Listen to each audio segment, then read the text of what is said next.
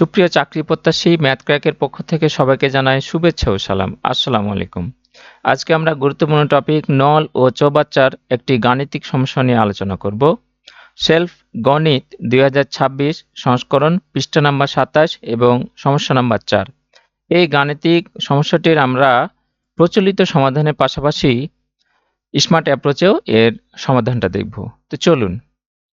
প্রশ্নে বলা হয়েছে দুইটি নল দ্বারা একটি খালি চৌবাচ্চা যথাক্রমে 20 মিনিট ও 30 মিনিটে পানি পূর্ণ করা যায়। চৌবাচ্চাটি খালি থাকা অবস্থায় দুইটি নল একসাথে খুলে দেওয়া হলো। প্রথম নলটি কখন বন্ধ করলে চৌবাচ্চাটি 18 মিনিটে পানি পূর্ণ হবে? অর্থাৎ দুইটি নল তারা যদি সিঙ্গেল কাজ করে, একা একা কাজ করে, তাহলে প্রথম নল 20 মিনিটে পূর্ণ করতে পারে এবং দ্বিতীয় নলটি 30 মিনিটে পূর্ণ করতে পারে। এখন ঘটনা হচ্ছে যে বলা হয়েছে যে দুইটি নল একসঙ্গে খুলে দিলে, এখন একসঙ্গে যখন খুলে দিচ্ছে তখন দেখেন যে চৌবাচ্চাটি পূর্ণ হতে কি 18 মিনিটে লাগছে, কিন্তু বলা হয়েছে এখানে যে কখন প্রথম নলটা বন্ধ করে দেওয়া লাগবে। অর্থাৎ তারা একসঙ্গে কাজ শুরু করবে, কিন্তু শুরু করার কিছুক্ষণ পরে হচ্ছে প্রথম নলটা বন্ধ করে দিবে এবং দ্বিতীয় নলটা কিন্তু চলতেই থাকবে শেষ পর্যন্ত। এখন প্রথম নলটা কখন বন্ধ করা হবে সেটা এই প্রশ্নে জানতে চাওয়া হয়েছে। এখন দেখেন যে এখানে একটা সলিউশন দেওয়া আছে যেটা আপনারা বইয়ে পাবেন এবং আশা করি আপনারা এটা নিজেরা একটু দেখবেন।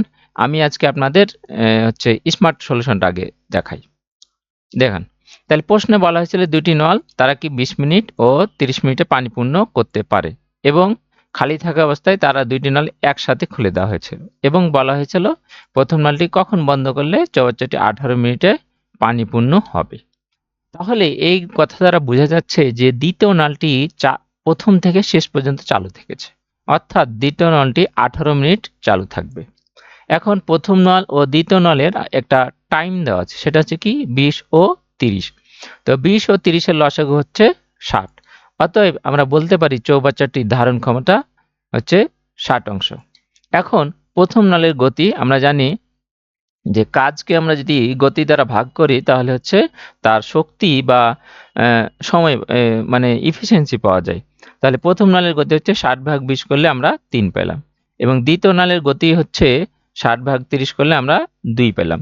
এখন আমরা জানি যে সময় এবং গতি গুণ করলে কাজ হয়। তাহলে আমরা বলতে পারি যে প্রথম নলের যে গতি এবং সময় দ্বারা যদি আমরা গুণ করি তাহলে প্রথম নলের কাজটুকু পাবো এবং দ্বিতীয় নলের গতি এবং তার সময় দ্বারা গুণ করলে আমরা দ্বিতীয় নলের কাজ পাবো। এবং এই যে তাদের দুজনের কাজের যোগফলটা হচ্ছে আমার কি মোট কাজ।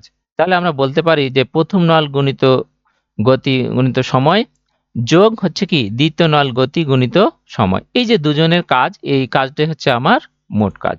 আমরা জানি মোট কাজটা আমরা জানি, প্রথমে বের করে নিয়েছি, সেটা হচ্ছে 60। এখন তাহলে দেখেন প্রথম নলের আমরা গতি জানি 3, কিন্তু সময় আমার অজানা, এটাই জানতে চাওয়া হয়েছে। প্লাস এখন দ্বিতীয় নলের আমরা গতি জানি 2 এবং তার সময় হচ্ছে 18। তাহলে সে যদি প্রতি মিনিটে 2 অংশ কাজ করে তাহলে সে 18 মিনিটে কত অংশ কাজ করবে? 36 অংশ কাজ করবে। তাহলে এই 36 আমরা এই মোট কাজ থেকে আমি 36 বাদ দিয়ে দিলাম, তাহলে বাদ দিলে আমরা কত থাকবে? 24 থাকবে। এখন এই পাশে আমরা প্রথম নলের গতি জানি কিন্তু আমার সময় অজানা। তাহলে এই 60 অংশ থেকে 36 অংশ বাদ দিলে যে 24 অংশ কাজ থাকে, এই কাজটুকু কে করবে? প্রথম নল করবে। তাহলে প্রথম নলের যে আমরা জানি যে গতি দ্বারা যদি ভাগ করি তাহলে কি হয়ে যায়? সময় পাওয়া যায়। অর্থাৎ কাজকে গতি দ্বারা ভাগ করলে সময় পাওয়া যায়। তাহলে আমার অবশিষ্ট কাজ আছে কত অংশ? কাজ আছে আমার 24 অংশ এবং আমার গতি কত? 3। তাহলে এই যে দেখেন 24কে যদি আমরা 3 দ্বারা ভাগ করি তাহলে আমরা কি পেয়ে যাব? 8 মিনিট সময় পেয়ে যাব। অর্থাৎ প্রথম নলটি 8 মিনিট পর চালু করার 8 মিনিট পর বন্ধ করলে হচ্ছে দুইটি নল দ্বারাই চৌবাচ্চাটি 18 মিনিটে পূর্ণ হবে। এ হচ্ছে এই প্রশ্নের উত্তর। ধন্যবাদ সবাইকে। আসসালামু আলাইকুম।